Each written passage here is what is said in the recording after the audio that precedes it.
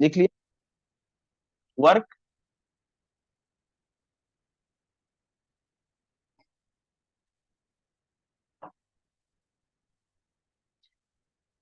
वो जो बॉडी मैं कंसिडर कर रहा हूं उस ऑब्जेक्ट में किसी भी डायरेक्शन में कितने भी फोर्स लग सकते हैं। मैं अगर बोल रहा हूँ इस ऑब्जेक्ट में कितने फोर्स लग रहे हैं, तो हो सकता है यहाँ एक फोर्स लग रहा है F1, यहाँ एक फोर्स लग रहा है F2, ये एक फोर्स लग रहा है F3, इधर एक फोर्स लग रहा है F4, इस डायरेक्शन में एक फोर्स लग रहा है F5, ये F6, F7, F8। इसमें बहुत सारे फोर्स लग सकते हैं। तुम्हें पता होना चाहिए कि तुम किस फोर्स की बात कर रहे हो। There should be one force of your consideration. हो सकता है कि मैं पूरे वर्क की बात कर रहा हूं सिर्फ F3 फोर्स की वजह से, और जब तक तुम्हें फोर्स डिफाइन नहीं हो जाता वर्क की बात मत करना, रिजल्ट गलत आए। इसमें बहुत सारे फोर्स लग सकते हैं जी। एक ऐसा फोर्स है जो इसका वेट है, और वो किधर लग रहा है, नीचे की तरफ। हो सकता है मैं सिर्फ वेट की बात कर रहा हूं, और क्वेश्चन में टेक्निकली वो मेंशन क्या हो रहेगा कि हम किस फोर्स की बात कर रहे हैं। मैं बोलूंगा ना फोर्स ड्यू टू ग्रेविटी, इसमें बहुत सारे फोर्स लग रहे हैं प्रियम, F1 से लेके F7 तक। इसमें ये जो वेट है ये क्या है, फोर्स ड्यू टू ग्रेविटी। तो मैंने वो बता दिया ना कौन से फोर्स की बात कर रहा हूं, फोर्स ड्यू टू ग्रेविटी। तो ये सारे फोर्स भले ही लग रहे हो, भले ही ये सारे फोर्स लग रहे हो और 10 फोर्स लग रहे हैं इसमें, लेकिन तुम क्वेश्चन सॉल्व करते वक्त इनके बारे में सोचोगे ही नहीं। वो कह दिया ना कौन से फोर्स की बात करना है, force due to gravity, weight की बात करोगे। The force should be completely defined. तुम्हें पता होना चाहिए, इमेजिन होना चाहिए कि किस फोर्स की बात हुई। अच्छा, उस फोर्स की वजह से जो क्वेश्चन में डिफाइन किया गया है, उस फोर्स की वजह से उस बॉडी में कोई डिस्प्लेसमेंट हो रहा है क्या। अगर खुशी, मैं डिफाइन कर देता हूं, इस ऑब्जेक्ट में ये फोर्स लग रहा है, इस फोर्स की वजह से इस ऑब्जेक्ट में अगर कोई डिस्प्लेसमेंट हो रहा है तो उस डिस्प्लेसमेंट को भी कंसिडर करना। मैं ये फोर्स लगा रहा हूं, और इसका जो सेंटर ऑफ मास था पहले ये था, और ये ऑब्जेक्ट डिस्प्लेस होकर यहां आ गया। अब इसका सेंटर ऑफ मास ये हो गया, ये दोनों सेंटर ऑफ मास के बीच में एक डिस्प्लेसमेंट हुआ। ये डिस्प्लेसमेंट को हम एस से लिख रहा हूं मैं। मैंने फोर्स लगाया और डिस्प्लेसमेंट हुआ है इन द डायरेक्शन ऑफ फोर्स, और डिस्प्लेसमेंट का वैल्यू कितना है, एस। फोर्स स्केलर है कि वेक्टर है, डिस्प्लेसमेंट स्केलर है कि वेक्टर है। अब दोनों का वेक्टर बना रहा हूं मैं। ये फोर्स का वेक्टर है इन दिस डायरेक्शन, ये डिस्प्लेसमेंट का वेक्टर है इन दिस डायरेक्शन। इन दोनों वेक्टर में एक थीटा का वैल्यू आया है। ये दोनों पैरेलल है ना, और अगर ये पैरेलल है, इनके बीच में थीटा कितना है, 0 डिग्री। ये जो थीटा है फोर्स के वेक्टर में और डिस्प्लेसमेंट के वेक्टर में, ये जो थीटा है, इस थीटा का तुम कॉस फंक्शन लेना। लेने को साइन ले सकते थे, टैन ले सकते थे, कॉट ले सकते थे, सेक ले सकते थे, कोसेक ले सकते थे, पर लेना क्या है, कॉस। ये बाय डेफिनेशन है। वर्क को बाय डेफिनेशन हमने ऐसा ही लिखा है, मतलब पूरा वर्क चैप्टर डेवलप किया है यही मानकर कि कितना फोर्स है उसको पहले समझ लीजिए, उस फोर्स की वजह से उस ऑब्जेक्ट में कितना डिस्प्लेसमेंट हो रहा है वो लिख लीजिए। फोर्स के वेक्टर में और डिस्प्लेसमेंट के वेक्टर में जो थीटा है उसका कौन सा फंक्शन लेंगे आप, कॉस फंक्शन, और इन तीनों को मल्टीप्लाई कर दीजिए। फोर्स कितना लगाया वो इंटू डिस्प्लेसमेंट कितना हुआ है वो इंटू कॉस थीटा, और ये आपको दे देगा आपने उस ऑब्जेक्ट में कितना वर्क डन किया है। फोर्स डिफाइन करना क्यों जरूरी है, फोर्स डिफाइन करना क्यों जरूरी है, डिस्प्लेसमेंट होता हुआ दिखता है, इस डायरेक्शन में डिस्प्लेसमेंट हुआ है। अब मान ले उस ऑब्जेक्ट में बहुत सारे फोर्स लग रहे हैं, नहीं समझे, इस ऑब्जेक्ट में डिस्प्लेसमेंट हुआ है, इसमें तो बहुत सारे फोर्स लग सकते हैं ना। अच्छा, अब मैं कहता हूं फोर्स ड्यू टू ग्रेविटी, तो इस ऑब्जेक्ट में भले ही बहुत सारे फोर्स लग रहे हैं, तो कौन सा फोर्स को इमेजिन करेगी, उसका वेट। अच्छा, उसका डायरेक्शन क्या होगा, नीचे की ओर।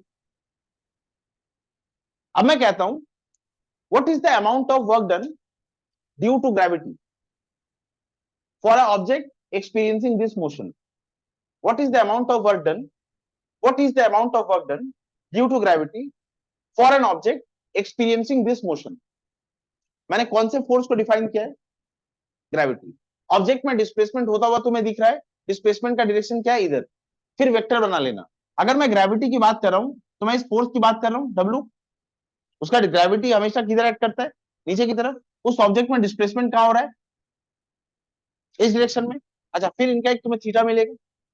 अब ये थीटा, इसका वैल्यू कितना होगा, 90 डिग्री। अब मैं अगर कहता हूं ग्रेविटी वाला फोर्स इस पे कितना वर्क कर रहा है, तो डब्ल्यू क्या होगा, एफ एस कॉस 90। कॉस 90 का वैल्यू क्या होता है, 0। मतलब इस ऑब्जेक्ट में वर्क डन क्या हो रहा है, 0। अगर एक ऑब्जेक्ट इस डायरेक्शन में मूव कर रहा है, तो ग्रेविटी वाला फोर्स इसमें कोई वर्क कर रहा है क्या, नहीं। फोर्स डिफाइन करना क्यों इंपॉर्टेंट है, डिस्प्लेसमेंट होता हुआ दिखता है, वर्क कितना हुआ है, इसको निकालने के लिए मुझे कॉस थीटा की जगह थीटा रखना होगा, नहीं समझ। डिस्प्लेसमेंट एक डायरेक्शन में हो रहा है, ये हमें होता हुआ दिखता है। डिस्प्लेसमेंट एक पर्टिकुलर डायरेक्शन में होता है और ये होता हुआ हमें दिखता है। मुझे निकालना क्या है, वर्क डन। अगर मुझे वर्क डन निकालना है तो मुझे कॉस थीटा की वैल्यू रखनी होगी। इसीलिए फोर्स डिफाइन करना इंपॉर्टेंट है। जब हम फोर्स डिफाइन कर चुके होंगे तो डिस्प्लेसमेंट के और फोर्स के एंगल का पता लगेगा मुझे। डिस्प्लेसमेंट के और फोर्स के एंगल का जैसे ही पता लगेगा, ये वैल्यू मैं करेक्ट लिखूंगा और उससे मुझे वर्क डन करेक्ट मिलेगा। अगर मैं ये फोर्स ही डिफाइन नहीं कर सकता तो ये थीटा की वैल्यू गलत आएगी, ये थीटा की वैल्यू गलत आएगी। अब मान लीजिए थीटा की वैल्यू तुझे किसी तरह से पता लगता कि ये 60 डिग्री है, ये 60 डिग्री है, तो तुम यहाँ क्या रख देते, कॉस 60। और उस केस में यहाँ वैल्यू 0 नहीं कुछ और आती, ये समझे, और आंसर गलत हो जाता। क्वेश्चन रीरीड कर लेना, रीड कर लेना और पता कर लेना कि कौन सा फोर्स की बात, क्योंकि वही फोर्स और डिस्प्लेसमेंट के बीच में तुम्हें एंगल मिलेगा और वर्क डन की वैल्यू करेक्ट मिलेगी। वर्क डन क्या है, force into displacement into cos theta.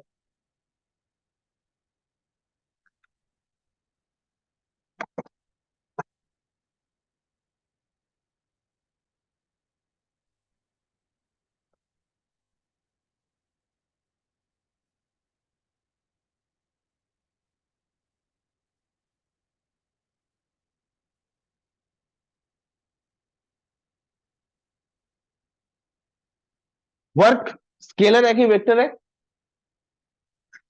Work को किससे रिलेट कर रहे हैं हम, किसी ऑब्जेक्ट में कितनी एनर्जी होगी, वो एनर्जी अपने आप नहीं आ सकती। हम एनर्जी किसी ऑब्जेक्ट में अगर दे रहे हैं, मतलब उस ऑब्जेक्ट में हम वर्क कर रहे हैं, बिना वर्क के किसी ऑब्जेक्ट में एनर्जी, मैं कह रहा हूं इस ऑब्जेक्ट में 10 जूल एनर्जी आ गई, इससे एक ज्यादा गलत स्टेटमेंट और कैसे कह सकता हूं। एनर्जी आ गई का क्या मतलब, क्रिएट थोड़ी हो गई। इतनी सी भी एनर्जी क्रिएट कर दो तुम, इतनी सी भी क्रिएट कर दो तो भी मान जाओगे। किसी ऑब्जेक्ट में 10 जूल एनर्जी आ गई, नहीं, तुमने किसी ऑब्जेक्ट में 10 जूल काम किया है, तुमने वर्क किया है, और वही वर्क उस ऑब्जेक्ट में क्या बन के स्टोर हो गया है, एनर्जी। अब मुझे ये पता होना चाहिए ना मैं कितना वर्क कर रहा हूँ, उसी से मैं बता पाऊंगा कि उस ऑब्जेक्ट में कितनी एनर्जी गई होगी, या उस ऑब्जेक्ट से मैंने कितनी एनर्जी ली है। किसी ऑब्जेक्ट में एनर्जी को बढ़ाना मतलब तुम उस ऑब्जेक्ट में वर्क कर रहे हो, किसी ऑब्जेक्ट में एनर्जी कम करना मतलब तुम उस ऑब्जेक्ट के अगेंस्ट काम कर रहे हो। तुम जितना काम करोगे उससे तुम्हें पता चल जाएगा उस ऑब्जेक्ट में कितनी एनर्जी बढ़ी होगी या उस ऑब्जेक्ट में कितनी एनर्जी कम हुई होगी।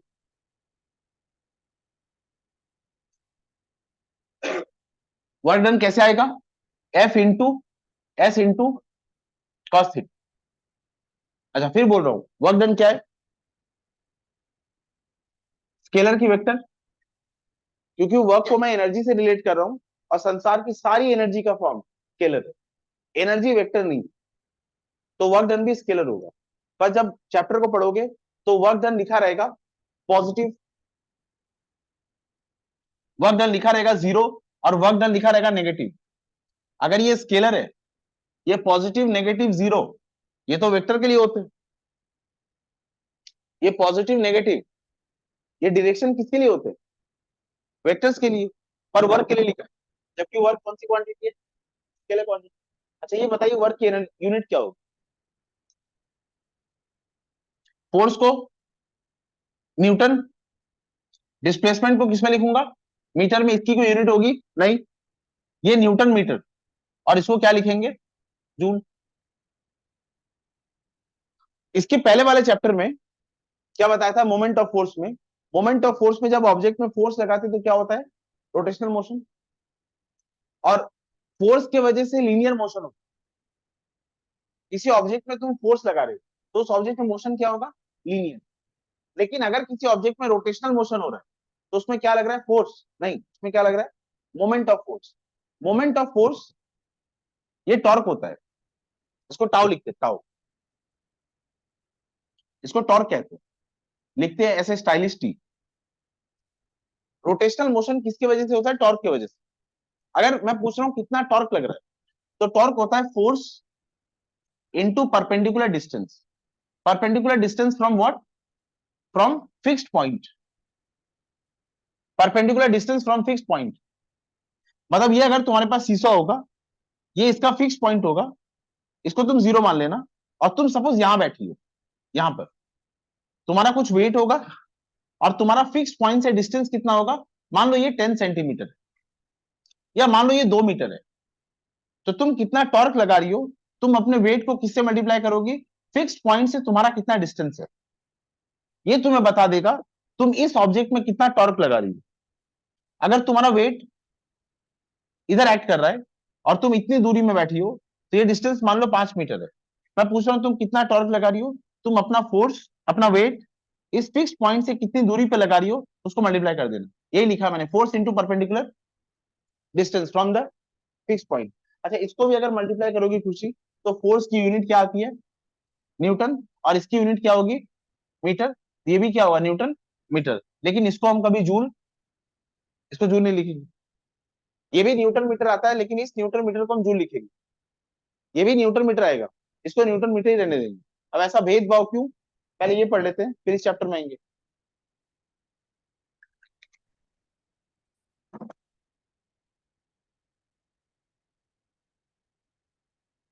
क्या बता रहा था, वर्क डन वैसे तो स्केलर है, एनर्जी से रिलेटेड है। कैसा कैसा होगा वर्क डन, पॉजिटिव भी होगा, नेगेटिव भी होगा, और जीरो भी होगा। पॉजिटिव वर्क डन,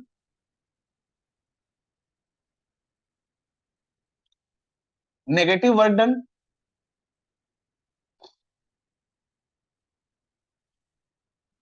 और जीरो वर्क डन।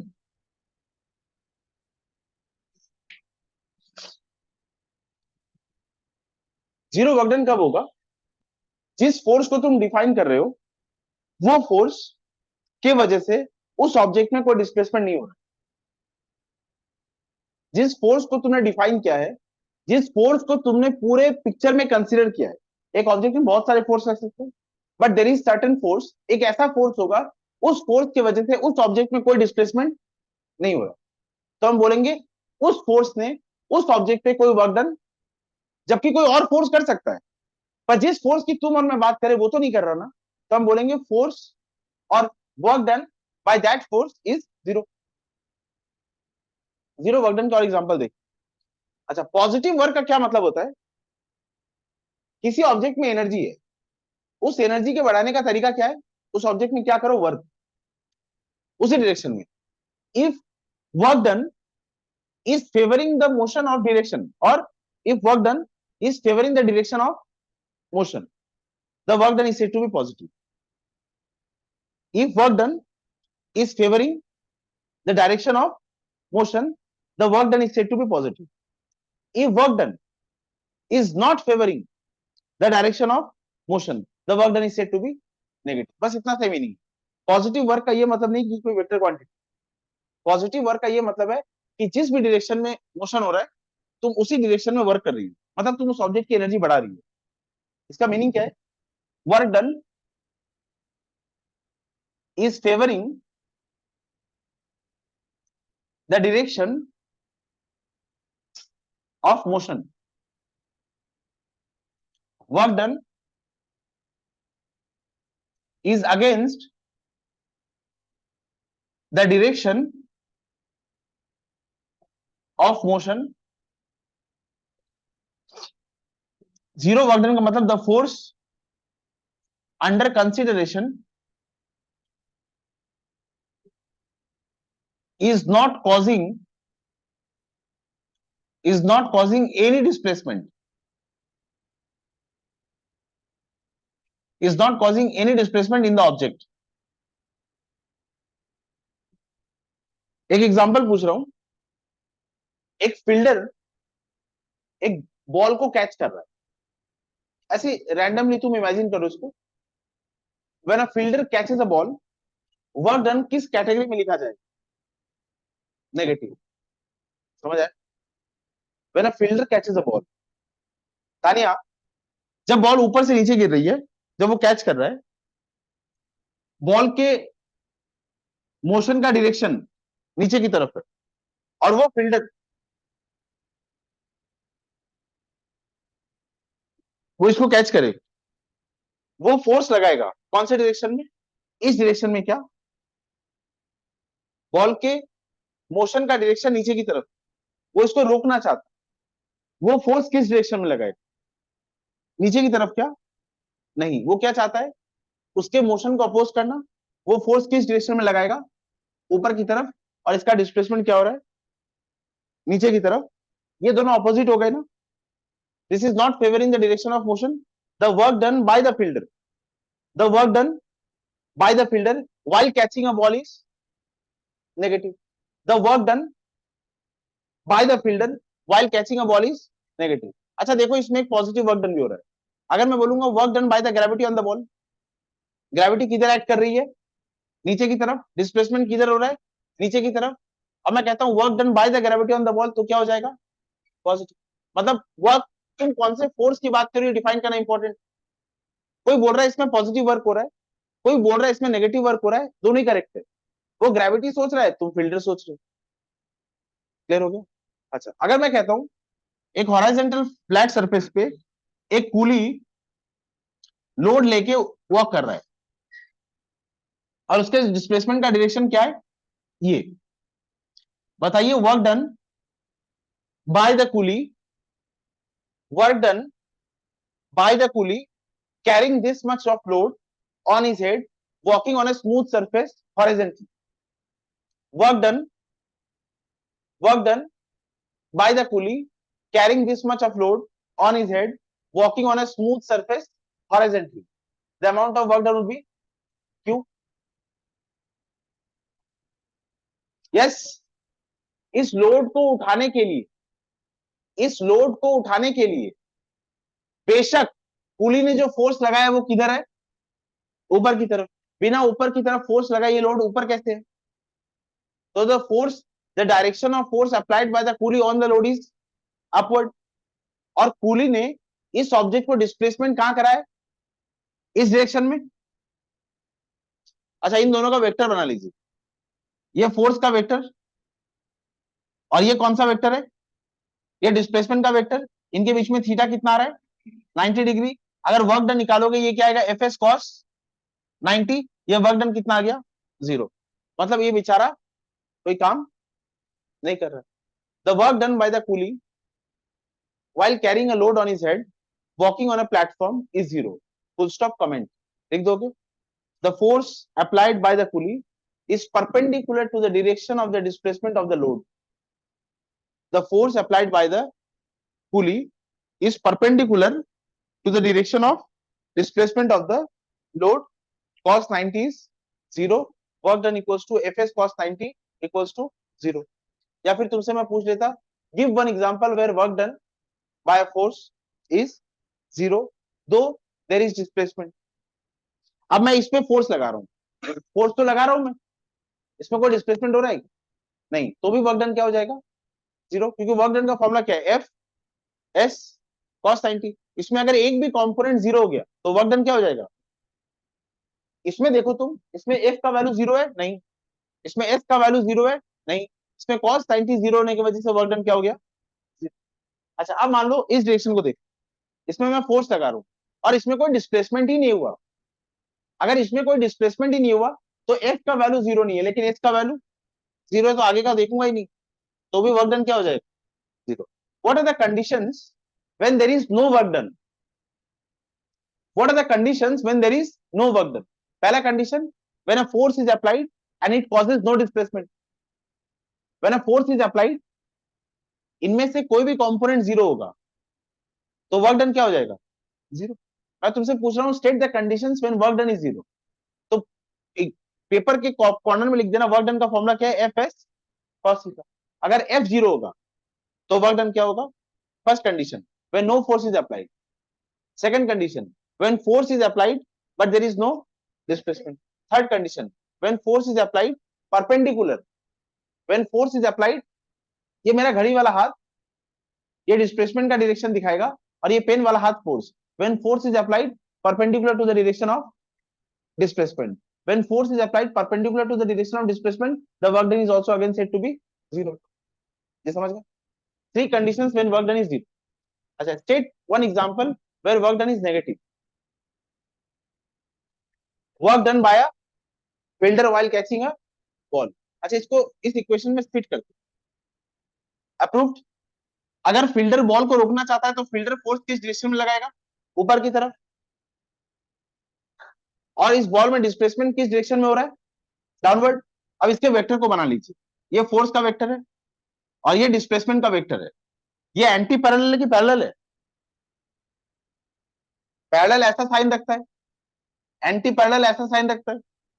पैरेलल तो है ये लेकिन ऑपोजिट डायरेक्शन में. ये पैरेलल नहीं है, एंटी पैरेलल. अच्छा, एंटी पैरेलल लाइन में थीटा का वैल्यू कितना होता है?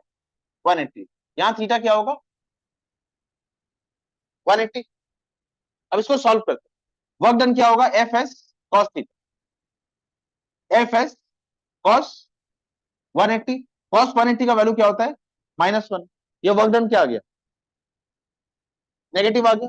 अच्छा, अब मैं तुम्हें एक कंडीशन देता हूं कि ऐसा ऐसा कंडीशन है, ये फोर्स लग रहा है, ये डिस्प्लेसमेंट हो रहा है. वो पूरा डायग्राम बना दिया और मैं तुमको ये पूछ रहा हूं, ये तो काफी ऑब्वियस एग्जांपल लिया मैंने. जो एग्जांपल मैंने लिया तुम ऑलरेडी बचपन से कन्विंस्ड हो कि तुम इस डायरेक्शन में फोर्स लगाओगे और डिस्प्लेसमेंट इस डायरेक्शन में हो रहा है. इससे ऑब्वियस एग्जांपल और क्या हो सकता है? हम सबने खेला ही. अब एक कॉम्प्लेक्स मैकेनिज्म हो रहा है और मैं उसमें ये कह रहा हूं तुम्हें कि बताना ये वर्क डन की वजह से इस ऑब्जेक्ट की एनर्जी बढ़ेगी कि कम होगी. तो तुम वर्क डन का इक्वेशन सॉल्व करोगे और अगर वर्क डन पॉजिटिव आता है मतलब तुम्हारे वर्क करने की वजह से उस ऑब्जेक्ट की एनर्जी बढ़ेगी. और अगर वर्क डन अगर नेगेटिव आता है तो उसकी एनर्जी क्या हो जाएगी? कम. और तुम डिसाइड नहीं कर पा रहे कि फोर्स एक्चुअली में किस डायरेक्शन में लग रहा है. तो जो भी वैल्यूज है वो रख देना. और अगर ये नेगेटिव साइन आ जाता तो मैं क्या बोल दूंगा? वो एनर्जी को क्या कर रहा है? वो कम कर रहा है एनर्जी.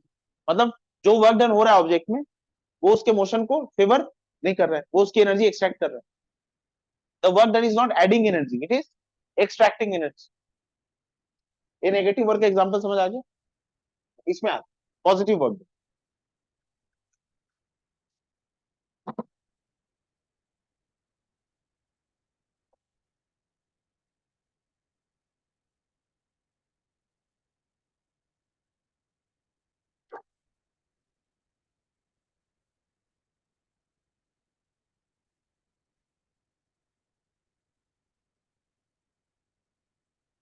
फोर्स और ये डिस्प्लेसमेंट दोनों वेक्टर के बीच में एंगल कितना है?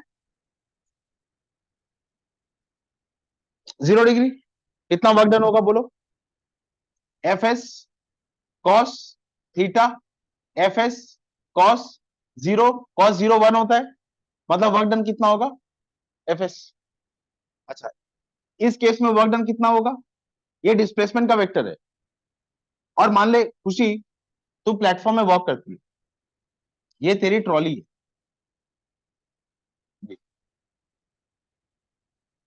तू खड़ी होके इसको ऐसे पकड़ के खड़ी है.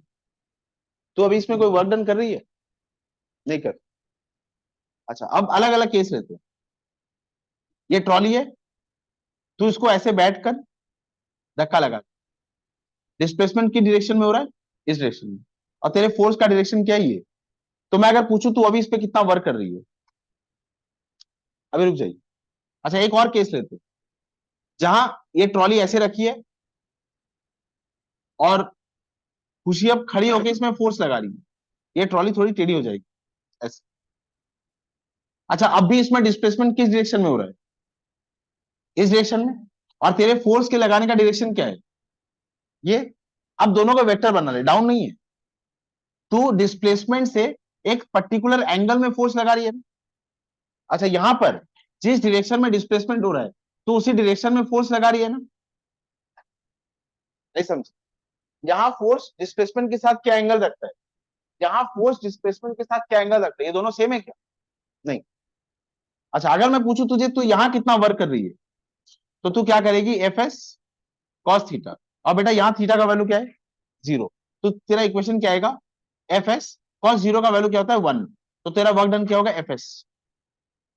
लेकिन यहां पर अगर मैं पूछूं यहां पर कितना वर्क हो रहा है, तो फोर्स का वेक्टर बनाना, फिर डिस्प्लेसमेंट का वेक्टर बनाना, और इन दोनों के बीच में थीटा या तो दिया हुआ होगा या तुम्हें पता करना।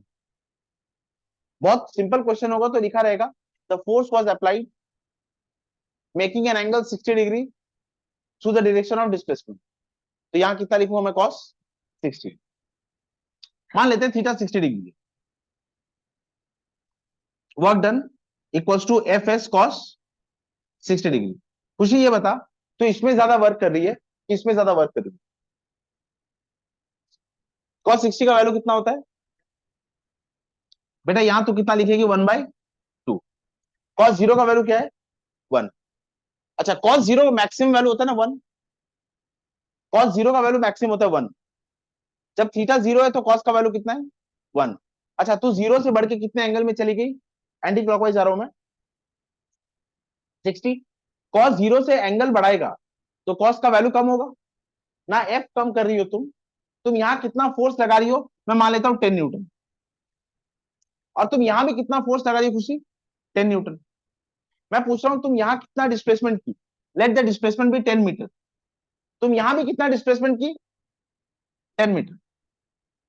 तुम सेम फोर्स लगा रही हो, सेम डिस्प्लेसमेंट कर रही हो, पर फिजिक्स में तुम सेम वर्क नहीं कर रही, जबकि तुमने फोर्स क्या लगाया है, सेम। तुमने डिस्प्लेसमेंट कितना कराया है, सेम। पर मैं पूछ रहा हूं फिजिक्स में तुमने सेम वर्क किया है क्या, द आंसर इज नो। तुमने यहां कितना वर्क किया है, 10 × 10, तुमने यहां कितना वर्क किया, 100 जूल। लेकिन अगर तुम फोर्स डिस्प्लेसमेंट से 60 डिग्री पे लगा दी, तो तुमने यहां कितना वर्क किया है, 10 × 10 × हाफ, और ये कितना हो गया, 50 जूल। तुमने अलग अलग वर्क किया है ना। क्यों इंपॉर्टेंट है फोर्स को पता करना, क्योंकि इससे वर्क डन के वैल्यूज बदल जाएंगे। अगर तुम इस फोर्स को कंसिडर कर रही हो तो वर्क डन का वैल्यू कुछ और आएगा, अगर तुम इस फोर्स को कंसिडर कर रहे हो तो वर्क डन का वैल्यू। क्वेश्चन को 2-4 बार पढ़ लेना और पता कर लेना फोर्स डिस्प्लेसमेंट से किस एंगल पे लग रहा है, क्योंकि उससे वैल्यूज बदल जाएंगे। ये समझो। अच्छा, ये बताइए मैक्सिमम वर्क कब हो सकता है, सुनिए तो, ये डिस्प्लेसमेंट का डायरेक्शन है, ये घड़ी वाला डिस्प्लेसमेंट का डायरेक्शन, और इसमें एक फोर्स लगाऊंगा मैं, और फोर्स भी किस डायरेक्शन में लगा रहा हूं, इस डायरेक्शन में।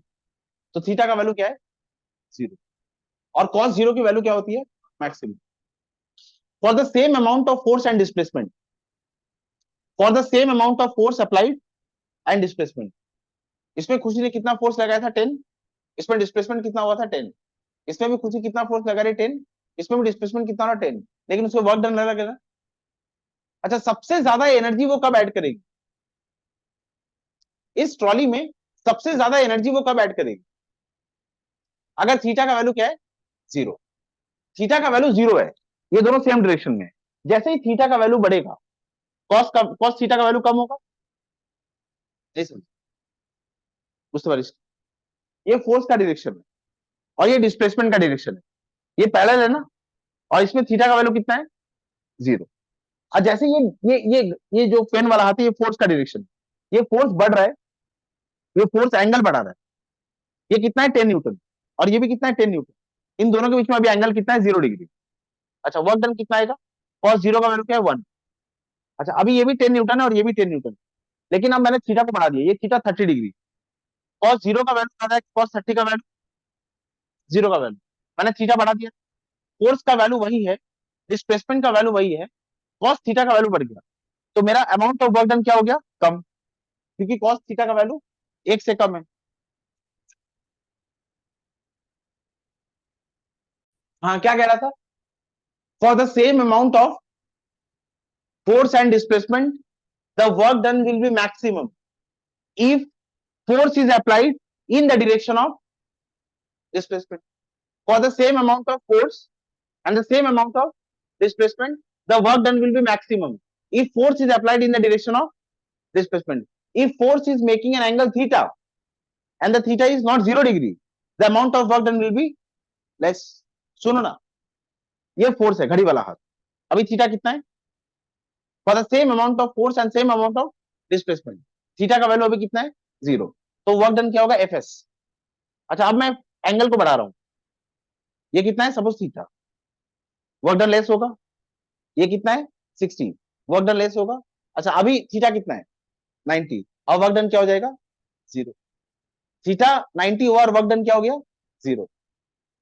अच्छा देख, मैं क्या बोल रहा था, अगर फोर्स की वजह से ऑब्जेक्ट में डिस्प्लेसमेंट हो रहा है, अगर फोर्स की वजह से ऑब्जेक्ट में डिस्प्लेसमेंट हो रहा है, if force is acting in the direction of displacement, if the force is favoring, if the force is favoring the direction of motion, if the force is favoring the direction of motion, there will be work done। अच्छा, अभी इस वाले case को ले ले खुशी, इस वाले केस को, ये किसका डायरेक्शन है डिस्प्लेसमेंट का, और फोर्स किधर लग रहा है इस डायरेक्शन में, इस फोर्स की वजह से, इस पर्टिकुलर फोर्स की वजह से इसके डिस्प्लेसमेंट में कोई चेंज आएगा नहीं, वर्क डन क्या हो जाएगा, work done by this force is 0। इस ऑब्जेक्ट में अगर डायरेक्शन ऑफ मोशन है, फिर से बोल रहा हूं, मेरे इस फोर्स का डायरेक्शन इस डायरेक्शन ऑफ मोशन के अलाइंड है, ये सेम डायरेक्शन में, तो ये फोर्स इसमें वर्क कर रहा है। अच्छा, अब ये फोर्स उठा के मैं ऐसे कर दिया, इस फोर्स की वजह से, इस पर्टिकुलर फोर्स की वजह से इस ऑब्जेक्ट में कोई डायरेक्शन ऑफ मोशन होगा नहीं, मतलब ये फोर्स, ये वाला पर्टिकुलर फोर्स इसमें कोई वर्क नहीं कर रहा, पर अगर इसमें मोशन है तो इसमें कोई और फोर्स लग रहा हो, inertia of rest, inertia of motion, a body continues to be in a state of rest or a body continues to be in a state of motion when a force is applied। मतलब अगर इसमें motion है तो इसमें पक्का से कोई force लग रहा है, लेकिन ये वाला फोर्स इसमें कोई वर्क नहीं कर रहा है।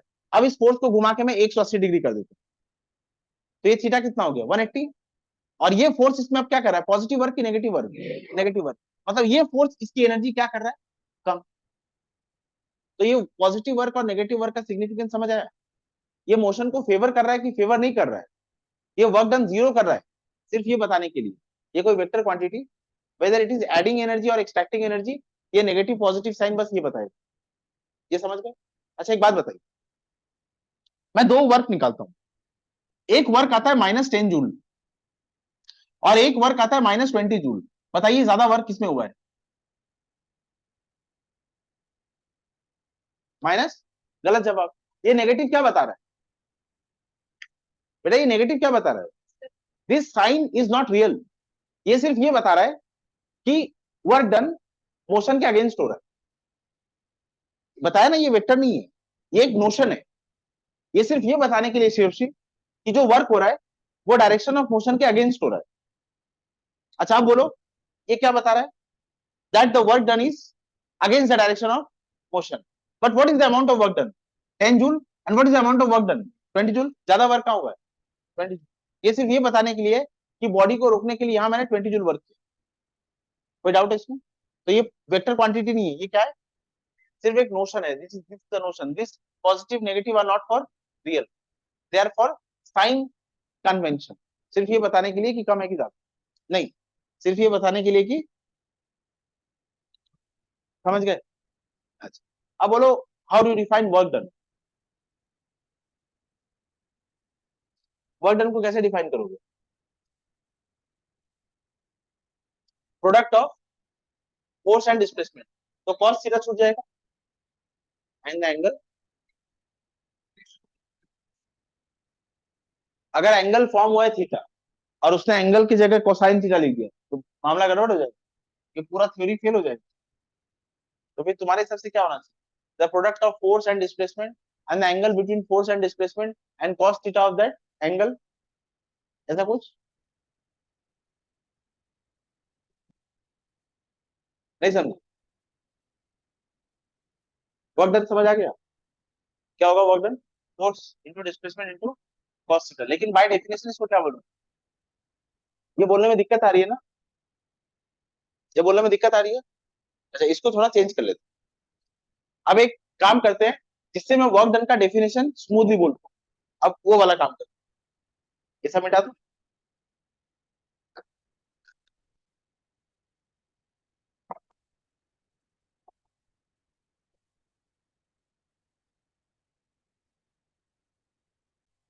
हाँ, अब एक काम करते हैं साउ, ऐसा कैसे हो सकता है कि डिस्प्लेसमेंट का direction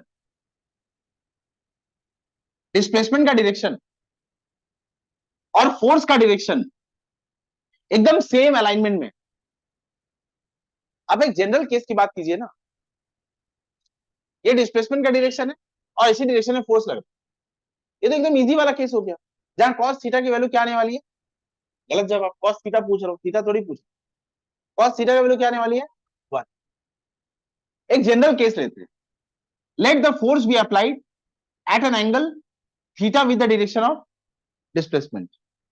F is making an angle theta with the direction of displacement।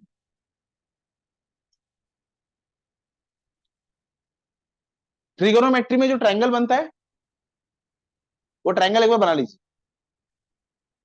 ये अगर थीटा है, इसको आप क्या कहते हैं, हाइपोटेन्यूज, इसको आप क्या कहते हैं परपेंडिकुलर, इसको आप क्या कहते हैं बेस। अच्छा, बेस बाय हाइपोटेन्यूज क्या होता है, ये कॉस होता है, base by hypotenuse, perpendicular by hypotenuse tan क्या होता है, परपेंडिकुलर बाय बेस। अब इस हाइपोटेन्यूज को काट के फोर्स कर दीजिए और इसको काट के डिस्प्लेसमेंट कर दीजिए, तो बताइए डिस्प्लेसमेंट को और फोर्स को रिलेट कर दे, हमें कौन सा फंक्शन चूज करना चाहिए। समझी कुछ नहीं समझ। ये तेरा ट्रिगोनोमेट्री वाला ट्रायंगल है, इसको हाइपोटेन्यूज, इसको परपेंडिकुलर, इसको बेस बोलियो तुम, इसको काट दो, ये तुम फोर्स लिख दो, इसको काट दो, ये तुम्हारा डिस्प्लेसमेंट है, देखो। अच्छा, इन दोनों को रिलेट कर दे, हाइपोटेन्यूज को और बेस को रिलेट कर दी, वो कौन सा फंक्शन है उसको बोलने दो।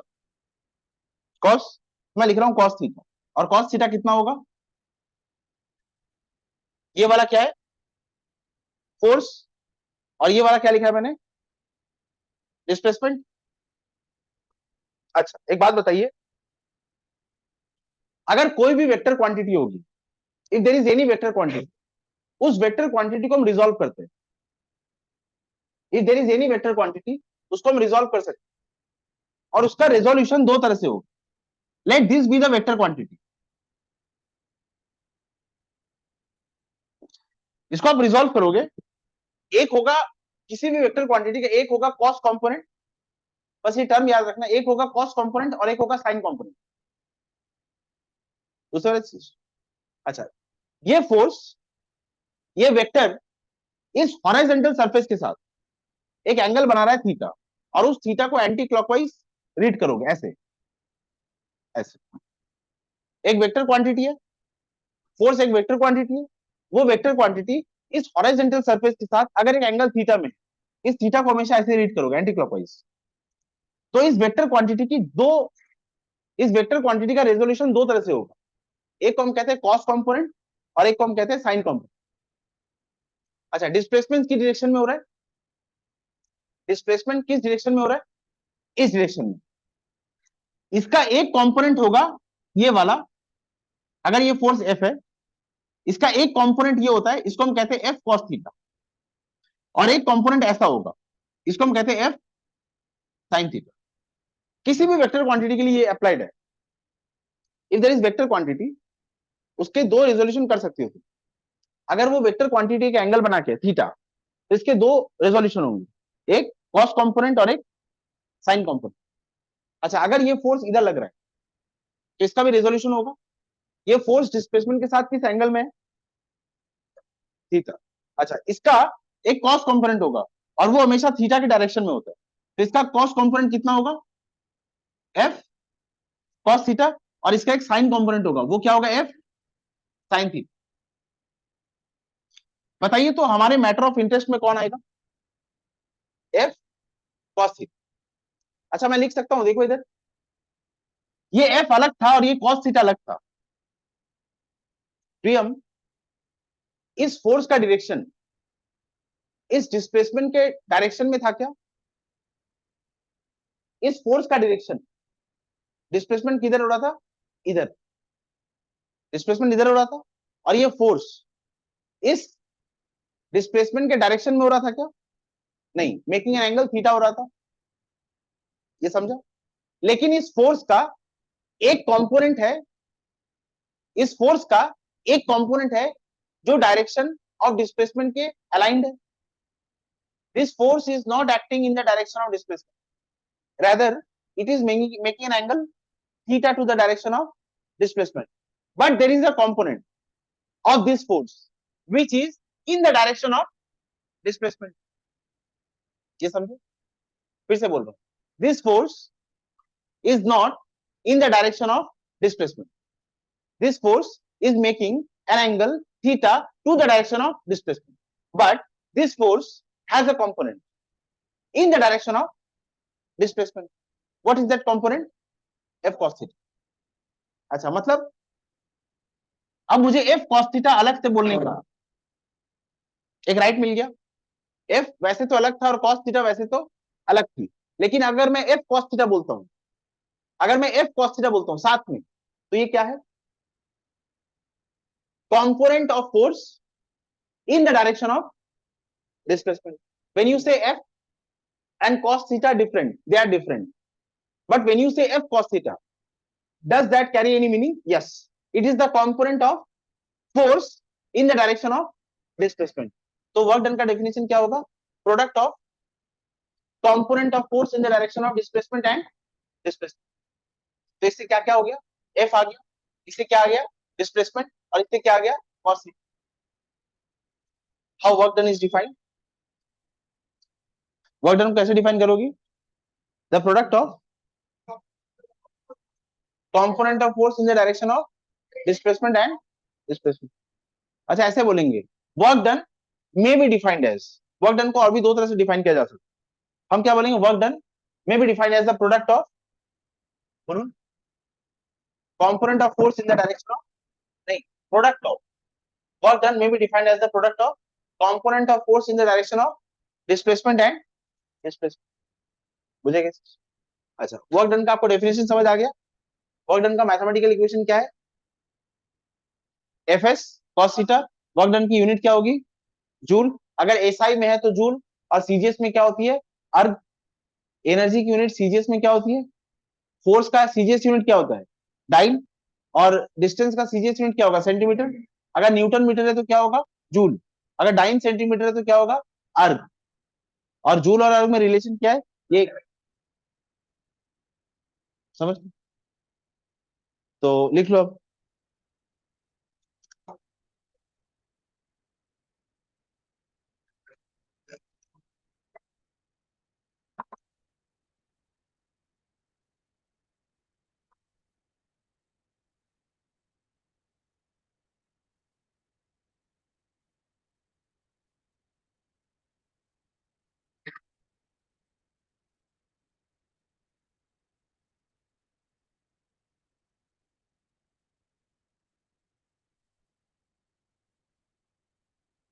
ए, बात मत करो अपने में.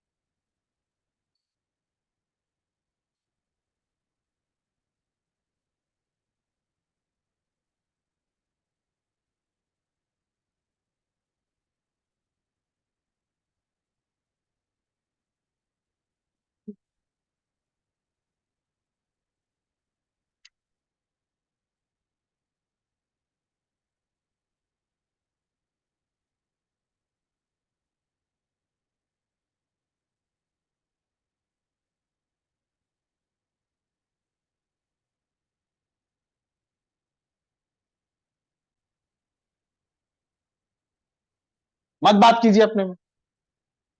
वैसे तो work done F S cos theta है, लेकिन now we have a tool F cos theta can be taken together, F cos theta into S, and this is known as component of force in the direction of displacement, and this is known as displacement. हाँ, by definition ये cos theta आया था, by definition work done यही आया था, F S cos theta. तो मैं sign को कंसीडर क्यों करूंगा? डिस्प्लेसमेंट, हाँ। तो कैसे भी तुम सोच रहे ना, न्यूमेरिकल कराना शुरू करूंगा, हर केस में ये जस्टिफाई कर दूंगा। अभी न्यूमेरिकल स्टार्ट करेंगे। एग्जांपल लिखो, इसका एक एग्जांपल, पॉजिटिव वर्क डन का एग्जांपल। अच्छा, पॉजिटिव वर्क डन कहाँ कहाँ होगा? थीटा 0 से लेकर less than 90। Positive work done कहाँ कहाँ होगा साहू? जब थीटा 0 से ज्यादा होगा, या 0 ही मान लेते हैं, greater than equal to 0 and less than 90। इसको इक्वल कर सकता हूं क्या? इसको इक्वल करूंगा तो क्या हो जाएगा? 0। पर मैं बात किसकी कर रहा हूं? Positive. When theta is greater than equals to 0 but less than 90, वो वर्क डन क्या होगा? पॉजिटिव। 0 वर्क डन, अच्छा ये नेगेटिव है। When theta is, when theta is 180, इसका क्या मतलब? When force is acting opposite to the direction of displacement, when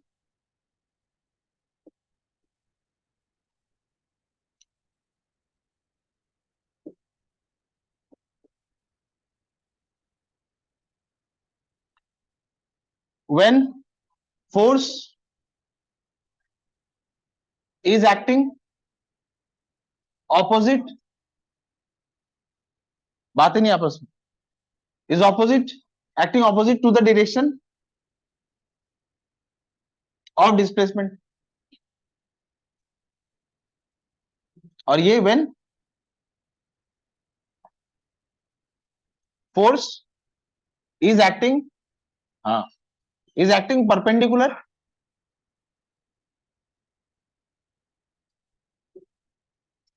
to the direction of displacement।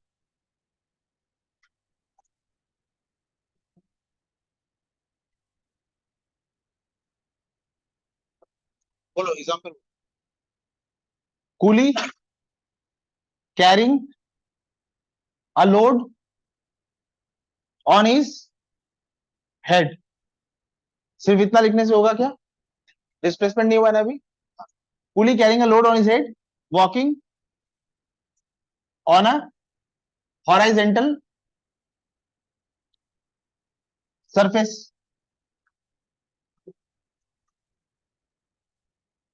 ये वाला बोलो,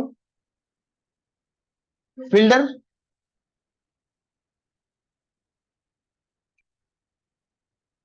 कैचिंग अ बॉल, और ये वाला वो सारे एग्जांपल, पुशिंग एन ऑब्जेक्ट। हाँ सारे ये तो भरे पड़े हैं। Pushing an object,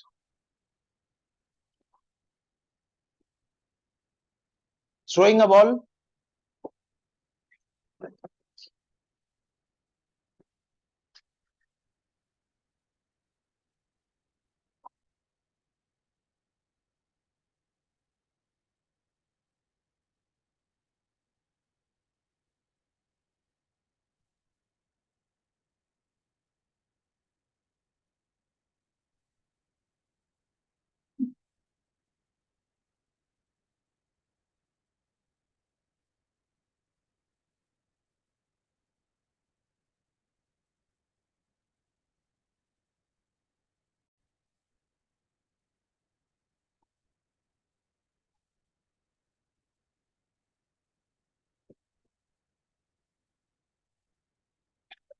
time centimetre को क्या बोल रहा हूं मैं? अर्ग। और यहाँ न्यूटन मीटर को क्या बोल रहा हूँ? जूल। तो अगर मैं लिखता हूँ 1 न्यूटन, अच्छा, डिफाइन 1 जूल, ये एक क्वेश्चन आता हम किसकी बात कर रहे हैं? Define 1 joule of work. बोलो क्या हो सकता है? Work done is F S cos theta. अच्छा मैं मान लेता हूं theta is 0 degree, cos 0 is 1। Work done क्या हो जाएगा? F S. अब फोर्स को तुम मान लो 1 न्यूटन। मैं मान लेता हूं फोर्स 1 न्यूटन लगा रहे हो तुम, और कितना डिस्प्लेसमेंट कराया तुमने? 1 मीटर। अगर तुम 1 न्यूटन का फोर्स 1 मीटर तक लगाओगी, कैसे? दोनों के बीच में एंगल कितना है? Theta. If a force of 1 Newton, if a force of 1 Newton is causing a displacement of 1 meter, such that the force and displacement are making an angle theta 0 degree, or they are acting in the same direction, the work done by you is said to be 1 joule. और एक बार बोल, तुमने कितना force लगाया? 1 newton. कितने distance तक? 1 metre. तो work done क्या आएगा? 1 जूल। और ध्यान देना, एक ध्यान देना। अच्छा ऐसा कब हुआ है? जब मैंने कॉस थीटा इसको कितना मान लिया है?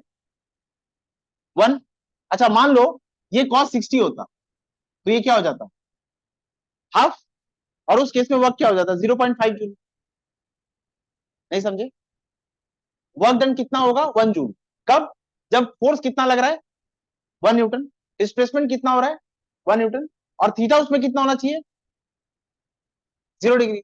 मतलब force and displacement should be acting in the same direction. दूसरे से देखो। हाँ बोलो। अर्ग अर्ग, ये अर्जी। तो इसको लिख लेते हैं। ये तब वैलिड होगा जब दोनों का डायरेक्शन सेम है, and this is very important to mention, वरना नहीं होगा ना। लिख लो। Work is said to be 1 joule. Work is said to be 1 joule if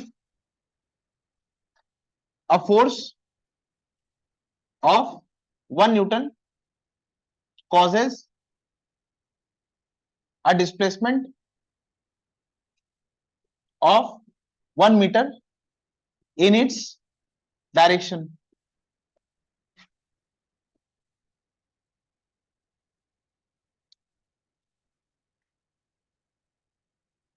अगर 1 न्यूटन का फोर्स अपने ही डायरेक्शन में 1 मीटर का डिस्प्लेसमेंट कर देता है, अगर 1 न्यूटन का फोर्स अपने ही डायरेक्शन में 1 मीटर का डिस्प्लेसमेंट कर देता है, तो वर्क डन को क्या बोलूंगा मैं? 1 जूल। इसीलिए लिखा in its direction, in its own direction.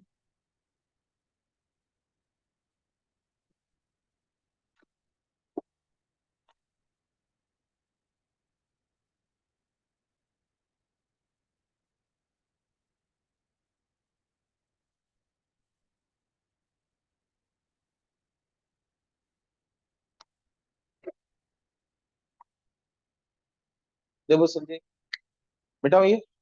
अच्छा ये हो गया, अब इसको चेंज कर लेते। 1 joule is 1 newton into 1 metre. 1 newton कितने डाइन के बराबर होता है? 10⁵ डाइन। और 1 मीटर कितने सेंटीमीटर के बराबर होगा? 10⁵ सेंटीमीटर। ये क्या हो जाएगा? 10⁷ डाइन सेंटीमीटर। और डाइन सेंटीमीटर को क्या लिख सकते हैं? अर्ग। ये 1 मार्क्स का क्वेश्चन आता है। The relation between 1 joule and अर्ग इज 1 जूल इज 10⁷ अर्ग। डिफाइन और इसको डिराइव। बस इतना सा करना होगा।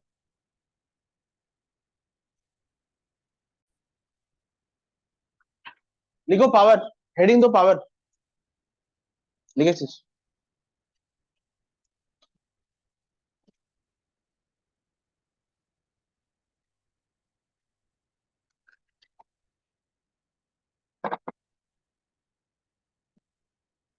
ठीक ठीक।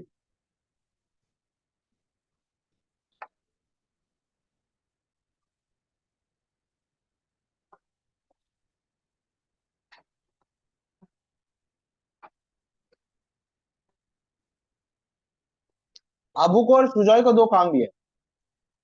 Work done bye Abu, work done bye Abu is 100 joule. Work done bye Sujoy is 500 joule. किसने ज्यादा काम किया है? सुजॉय ने। कौन ज्यादा पावरफुल है?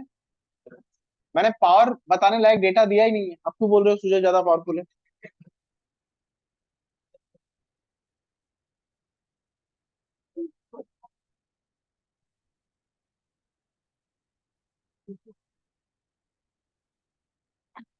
ये बात सच है कि सुजॉय ने ज्यादा काम किया है, पर सुजॉय ज्यादा पावरफुल है ऐसा नहीं हो सकता। हो सकता है अबू ज्यादा पावरफुल है। अब इसमें थोड़ा ट्विस्ट लेके आते हैं। अबू ने कितना काम किया है? 102, 2 सेकंड में, इन, चलो 5 सेकंड। और सुजॉय ने कितना काम किया है? 500 जूल इन 50 सेकंड। अच्छा ये बताइए, 1 सेकंड में अबू कितना काम कर रहा है? 5 सेकंड में 100 जूल, 1 सेकंड में 20 जूल पर सेकंड कर रहे हैं ना। अच्छा अब सुजॉय के लिए आ जाइए, 50 सेकंड में 500 जूल, 1 सेकंड में 500/50, 10 जूल पर सेकंड में कौन ज्यादा काम कर रहा है? वो ज्यादा पावरफुल। जो पर सेकंड में ज्यादा काम कर दे वो ज्यादा पावरफुल। ये बात समझे? आपने कितना काम किया है ये पावर का एक एस्पेक्ट है, आपने वो काम कितने टाइम में किया है ये पावर का दूसरा एस्पेक्ट है। अच्छा, 1 सेकंड में जो काम है दैट इज पावर। पावर को मैं क्या लिखूंगा? प्रियम, ये तुमने कितना वर्क डन किया था वो है, और इस वर्क डन को करने के लिए तुमने कितना टाइम लिया ये वो है। वर्क डन को टाइम से डिवाइड करना और वो तुम्हें क्या देगा? पावर। वर्क डन की यूनिट क्या है? जूल। टाइम को किसमें लिखेंगे? सेकंड में। इस रेशियो को हमेशा वॉट बोलना। Define 1 what. डिफाइन 1 वॉट क्या होगा? when 1 joule of work is done in 1 second, the power spent is said to be 1 watt. When 1 joule of work is done in 1 second, the power spent is said to be 1 watt.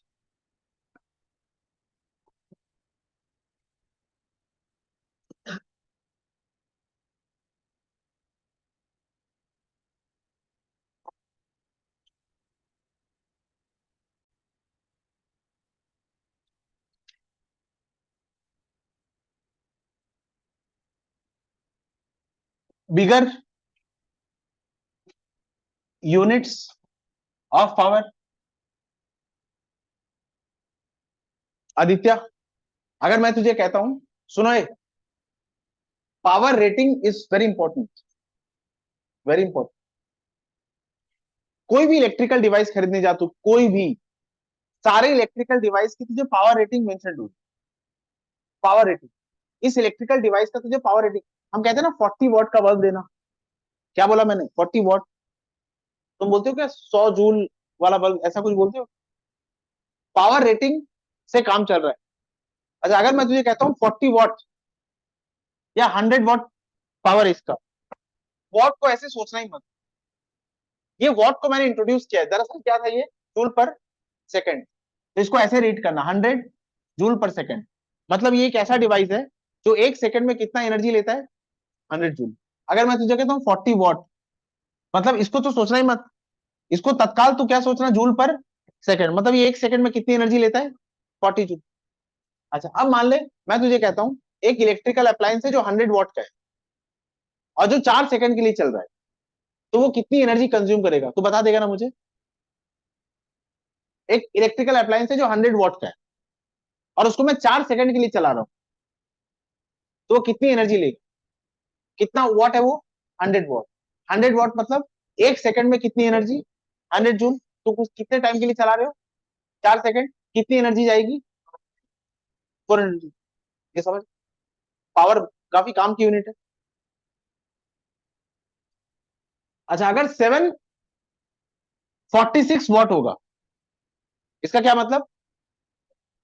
746 joule पर second. अगर इतना power तुम खर्च कर रहे हो एक second में, अगर तुम एक सेकंड में 746 जूल काम कर सकते हो, तो तुम एक घोड़े के समान हो। इसी को क्या बोलेंगे? 1 हॉर्स पावर। ये समझ गए? अच्छा, और अगर एक सेकंड में, अगर मैं कहता हूं 1000 वॉट पर सेकंड, एक सेकंड में तुम 1000 वॉट अगर पावर है, मतलब एक सेकंड में तुम कितना काम कर रहे हो? 1000 जूल। तो इसको बोलेंगे 1 किलोवाट इज योर पावर। अगर पावर 1000 वॉट है, 1000 जूल एक सेकंड में, तो इसको बोलेंगे 1 किलोवाट। मतलब 3 जीरो को के लिखते हैं ना। ये समझ गए? तो न्यूमेरिकल्स में ये काम पड़ेगा, जरूरत पड़ेगी। मान ले एक क्वेश्चन ऐसा आता है, अब उसके बारे में बात करते हैं। मान लो एक क्वेश्चन आता है, क्वेश्चन में ऐसा लिखा रहेगा student, consider 1 horse power equal to 750 watt. अगर ये दिया हुआ रहता है, ताकि कैलकुलेशन इजी हो जाए। मान लो ये दिया हुआ है, तो मैं 750 वॉट को कितना मानूंगा? 1 हॉर्स पावर। वैसे 1 हॉर्स पावर क्या होता है? अगर क्वेश्चन आता है व्हाट इज 1 हॉर्स पावर, तो तुम यही लिखो। क्वेश्चन में ऐसे दिया हुआ रहेगा, कंसीडर दिस। अब न्यूमेरिकल सॉल्व करते हो तुम, और न्यूमेरिकल सॉल्व करके आंसर आता है 1500 वॉट। ये आंसर आया। लेकिन क्वेश्चन में लिखा रहेगा express the power in horse power. तो ये कितना पावर स्पेंड किया वो ने? 1500 वॉट। मतलब वो कितने घोड़े के समान है? 2 हॉर्स पावर के समान। सुजॉय, बी केयरफुल, दो you can do more amount of work is the work.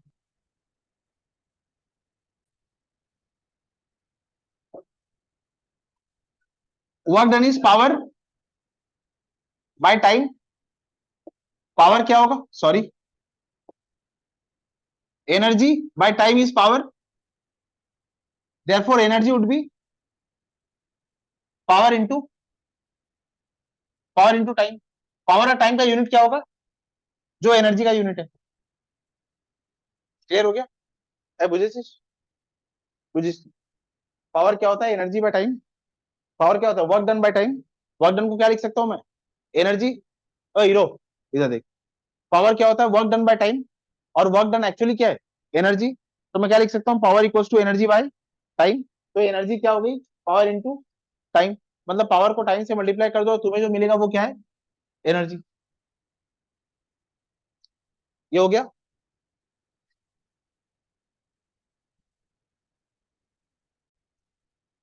बस बात कीजिए। एनर्जी कैलकुलेशन का सबसे वाइटल एस्पेक्ट होता है calculation of eta, is known as,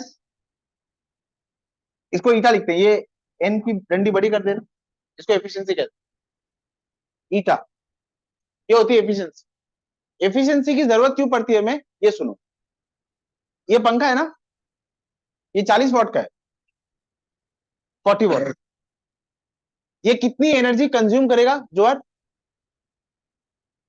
40 joule पर सेकेंड।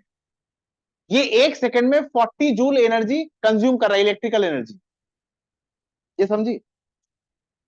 अच्छा, ये this fan is meant to convert electrical energy into mechanical energy. This is a device that consumes electrical energy and converts it into mechanical energy. ये जो mechanical energy ये घूम रहा है, इससे हवा।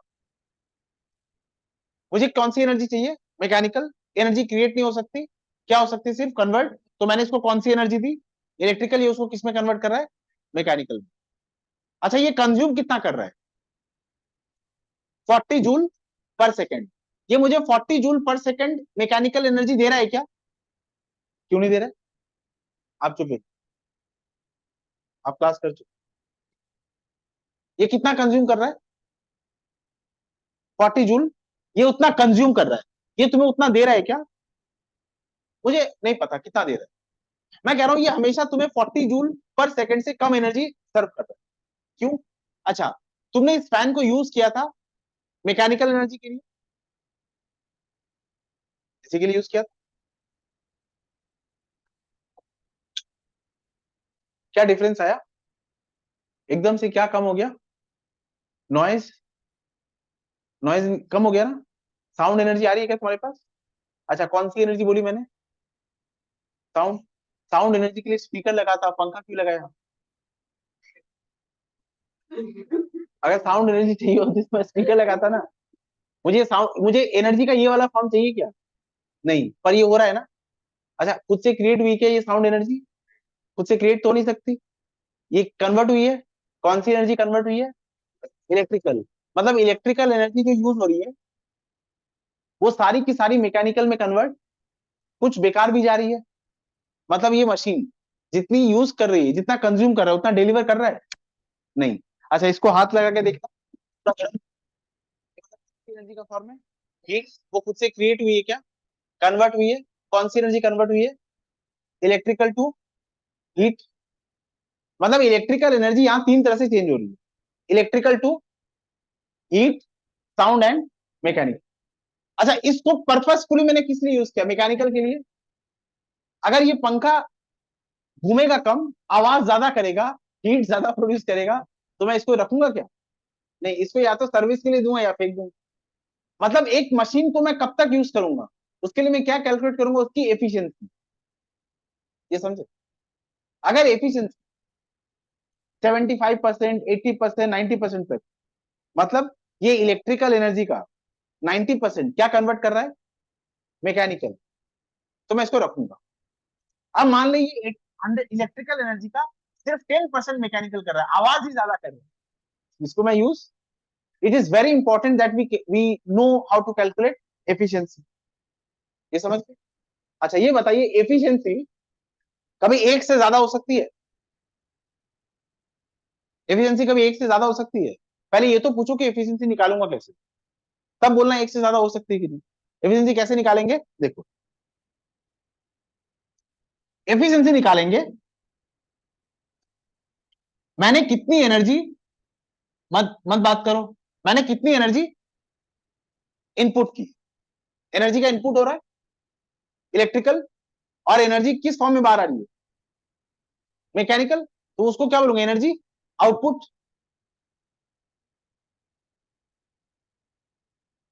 मत बात कीजिए आपस में। हाँ हाँ, बता रहा हूं। ये पंखा क्या कर रहा है? इलेक्ट्रिकल एनर्जी इनपुट ले रहा है, और मैकेनिकल एनर्जी का क्या दे रहा है? एनर्जी किस फॉर्म में बाहर आ रही है बेटा? मैकेनिकल ना। ये पंखा घूम रहा है, घूमना इज मैकेनिकल एनर्जी। अच्छा, अभी मैंने इसको, ये बंद हो गया, इसमें कोई मैकेनिकल एनर्जी है?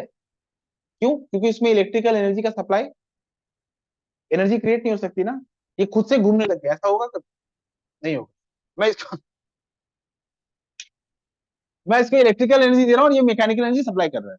मतलब एनर्जी का आउटपुट तभी तक होगा जब तक इनपुट है। अगर ऐसा नहीं है, मतलब तुम ये बोलना चाह रहे हो कि एनर्जी क्रिएट हो रही है, वो तो हो नहीं सकती। ये समझ गए? तो एनर्जी की कैलकुलेशन में एक बैलेंस शीट बनेगी, कुछ इनपुट होगा और कुछ आउटपुट। अच्छा, मैक्सिमम क्या हो सकता है? ये 100 जूल पर सेकंड कंज्यूम कर रहा है, और 100 जूल पर सेकंड मुझे दे रहा है। मतलब ये सबसे आइडियल मशीन है। और उस वक्त अगर ये पंखा चलेगा तो तुम कान लगा के तो कोई आवाज नहीं, तो ऐसा लगेगा चल रहा है क्या। और हाथ दोगे तो भी तुम्हें हीट एनर्जी। मतलब मैक्सिमम एफिशिएंसी क्या हो सकती है? जब इनपुट एनर्जी आउटपुट एनर्जी के बराबर हो जाए। तो एफिशिएंसी का मैक्सिमम वैल्यू क्या होगा? इससे ज्यादा होगा? नहीं, इससे ज्यादा होना मतलब तुमने एनर्जी कम इनपुट की थी। तुमने एनर्जी कितनी इनपुट की थी एक सेकंड में? समझ, 100 जूल। और ये 100 जूल तुम्हें मैकेनिकल दे रहा है, 20 जूल साउंड दे रहा है, और 10 जूल हीट दे रहा है। ये कितनी रहा है? 130।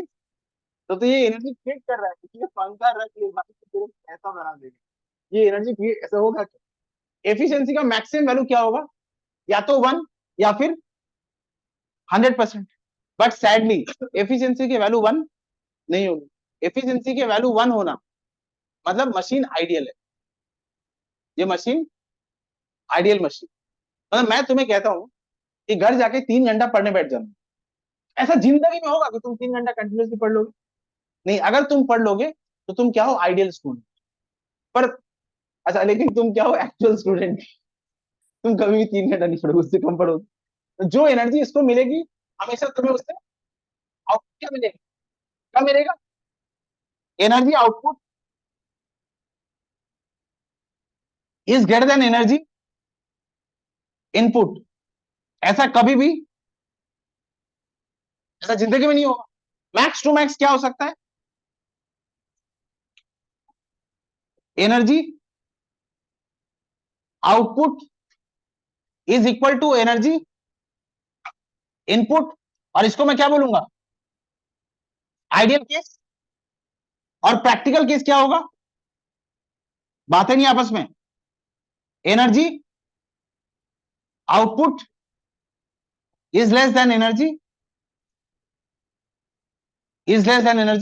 इनपुट।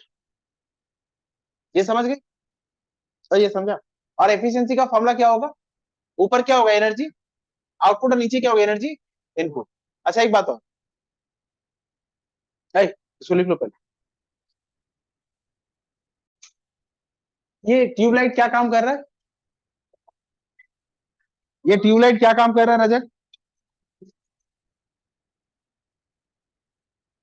रजत, सर रोशनी देता है। ट्यूबलाइट कौन सी एनर्जी कन्वर्ट करता है, sir electrical to? Electrical to mechanical. Tubelight mechanical energy थोड़ी करता है यार, ट्यूबलाइट नहीं sir. Electrical to light energy ना। हाँ हाँ सर, हाँ। सॉरी। अच्छा इधर सुना है हीरो, ये ट्यूबलाइट, अच्छा ट्यूबलाइट भी जल्दी थोड़ी सी गर्म होती है, मतलब वो भी 100% एफिशिएंट नहीं। एक बात पर, कि जब तक लाइट बंद होगी, ये टाइम एकदम एक्यूरेट है। अगर मैं इसको 1 सेकंड के लिए इलेक्ट्रिकल एनर्जी दे रहा हूँ, तो 1 सेकंड के लिए लाइट एनर्जी देगी। मतलब जिस टाइम के लिए इनपुट होता है एनर्जी, तब तक हमें क्या मिलता है, एनर्जी का आउटपुट।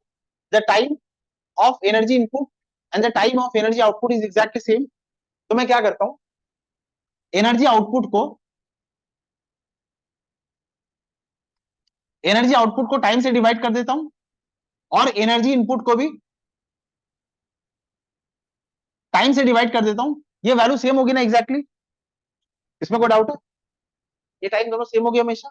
अच्छा ये क्या है, पावर। ये ऊपर क्या होगा, पावर,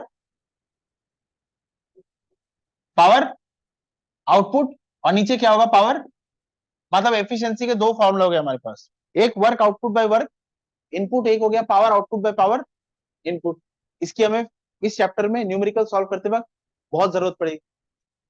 लिख लो इसको।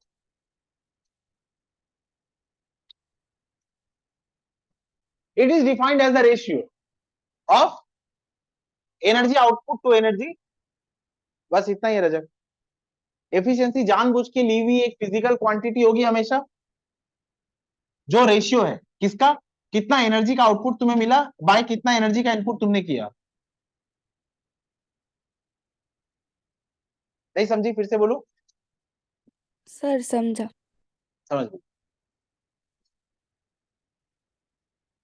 कोई मशीन को कब तक घर पे रखना है, ये इस बात पर डिपेंड करेगा कि उसकी एफिशिएंसी उस वक्त कितनी है। Below a certain level of efficiency it will be discarded.